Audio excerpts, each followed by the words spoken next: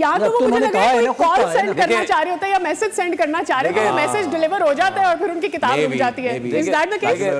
देखिए राशिद भाई भी ना किसी को सुकून में नहीं रहने दे रहे। वो अब काफ़ी चीज़ें जो है ना वो बुक के ज़रिए वो आई थिंक बताएंगे। जो मेरी अपनी सोच है, हो सकता है शायद उस बुक में है या नहीं है, मुझे ऐसा लगता है 90s के लॉन्डो के साथ 2010 के भी जाएंगे। हो सकता है वो उन चीज़ों का भी जिक्र हो उसके अंदर, क्योंकि ये मेरी अपनी सोच है। क्योंकि अगर उन्होंने फिक्सिंग की चीज़ें, इन चीज़ों की बातें अगर उन्होंने करनी है उसके अंदर, तो फिर मेरे हिसाब से वो शायद उस चीज़ के ऊपर भी जाएंगे। वो कप्तान का भी जिक्र कर रहे हैं कि मैं क्या कुछ होता रहा। और एक चीज़ बताऊंगा बताऊँ आपको मैं, अगर चाहे राशिद भाई हैं चाहे कोई भी है, जो भी इंसान पाकिस्तान क्रिकेट के बारे में, जो पाकिस्तान ब्लंडर्स हुए इतने बड़े बड़े, अगर उन चीज़ों के बारे में अगर बुक्स लिखता है तो मैं समझता हूँ मेरी नज़र में वो गलत चीज़ें नहीं है।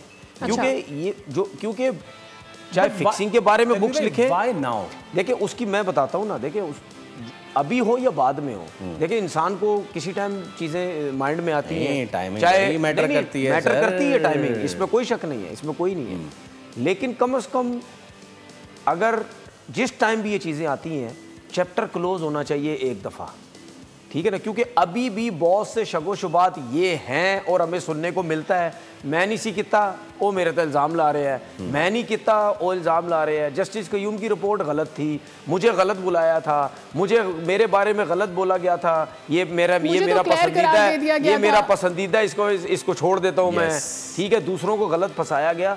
ये हर कोई, चाहे वो रिपोर्टर्स हों, चाहे वो जर्नलिस्ट हों, चाहे कोई भी हो, हर कोई डिफरेंट बात कर रहा है। नहीं जी उसका कसूर था, उसका कसूर था, वो इन्वॉल्व था, वो इन्वॉल्व नहीं था। तो बुक आने से ये होता है कि आप ये समझते हैं काफ़ी चीज़ें ऑथेंटिक हैं। ठीक है, बुक्स का मतलब ये होता है।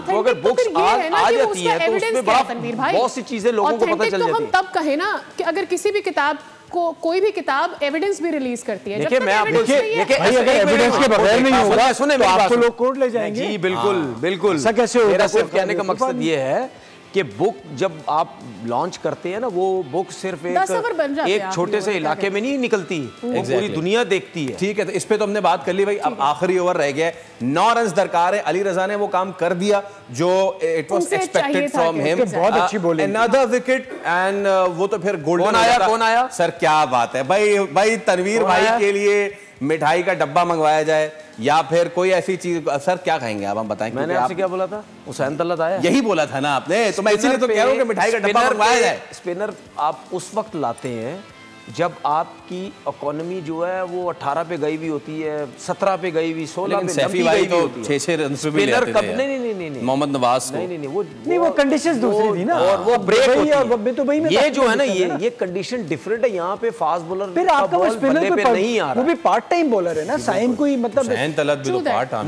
नहीं फिर एक्सपीरियंस ज्यादा है ना। हुसैन पार्ट टाइम, देखिए इस वक्त भी वो फेवरेट आप दूसरे लेवल हिसाब से कह सकते हैं। Yes yes yes. लेकिन इस जगह पे बन ही जाते हैं। लेकिन अगर ये खिंचा हुआ बॉल करेगा, ये देखिए जहां तक, अब गलत भी हो सकता हूं, जहां तक मेरा एक्सपीरियंस है, अगर ये जगह पे बॉल कर गया ना, ये रन नहीं बनने देता 9 रन। जगह कौन सी जो हम लेंथ कह रहे हैं, राइट देखिए ये नहीं बनने देगा। मेरा उस पे कहना, क्योंकि हुसैन ज्यादातर 2-3 स्लोअर बन करता है और ये बड़ा प्रेडिक्टेबल इस लिहाज से होता है। तो अगर तो उसने अपनी को होशियारियां की, तो वो जितना भी सकती है और वो मरवा भी सकती है। सब्सक्राइब करें और बेल दबाएं ताकि कोई खबर रह न जाए।